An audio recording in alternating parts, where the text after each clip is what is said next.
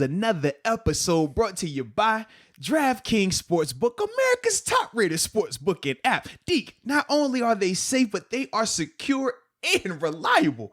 And for all the first-time users out there, you know we got promo codes, right? Yeah. We got promo codes. It wouldn't be right if we didn't have one. I mean, that's what you're supposed to have, right? Yeah. You're supposed to have a promo code. So for all the first-time users out there, if you use the promo code MOATS, you will receive up to $1,000 in deposit bonus money. So stop wasting time. Download the app. Use the promo code, more importantly, Sure. and get an opportunity. That's all you want is an opportunity to make a little money. Carson Wentz to the Colts.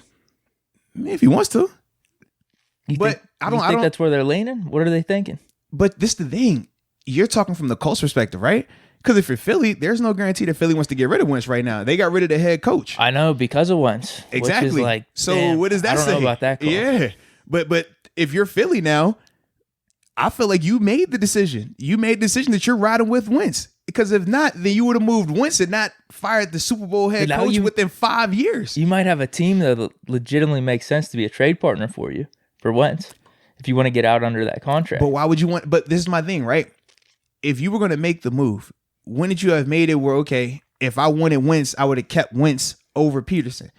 Not, all right, I'm going to get rid of both of these guys. Like, to me, I feel like that's like less than starting at scratch. You know, you didn't have to go that far with it. You could pick one or the other. Unless there was just some other things at play as to why they wanted to get rid of Peterson. Right, but for everything that I heard, because clearly his on-field track record spoke for itself. In his 5 years, they're a multiple-time division champion, multiple-time playoff appearances, and a Super Bowl victory, all within 5 years. That's crazy. And when you think about everything that was transpiring, it's not like he had the full gamut, the full healthy group either. He was doing this with Nick Foles. He was doing this with ragtag bunches offensively and defensively, and still was finding ways to win. So when you fire him, you let everyone in that organization know who you siding with. You say, hey, all right, Wentz is our guy. This is why we made that move. So I just don't personally see them just turning around and parting with Wentz unless they get a king's ransom for him, which I don't think the Colts would necessarily do. I think it'd be a 4th round pick.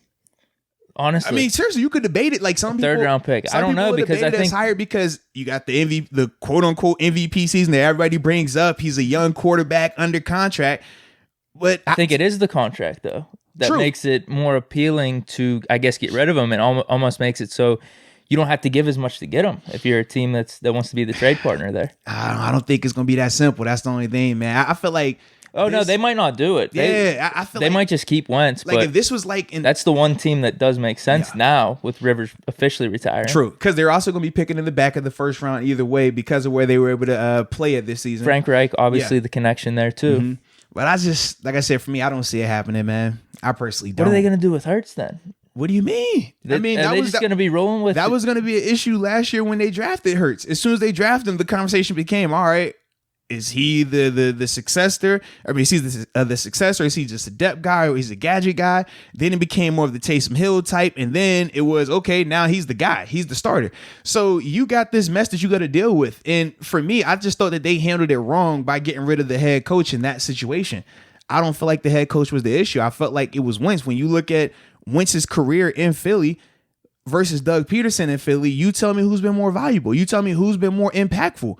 So to me, I would have rolled with the coach in that standpoint. And now it's various times where it's like, hey, man, you got to fire the coach. The Texans were a prime example. We knew Deshaun Watson was doing what he was supposed to do. Bill O'Brien was the one that was acting incompetent. But in this scenario, it was the alternative. I felt like Doug Peterson did what he was supposed to do with every resource that he had, and he was stretched to the brink of it when we think about what he was able to do there. But when you make that decision, man, now you really have this 2 quarterback limbo, and you better choose wisely.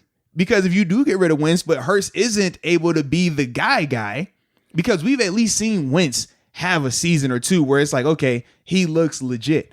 We've seen Hurts in a very, very small sample size. So whatever you decide with those 2 guys, it could be damning for your organization for the next 4 or 5 years easily.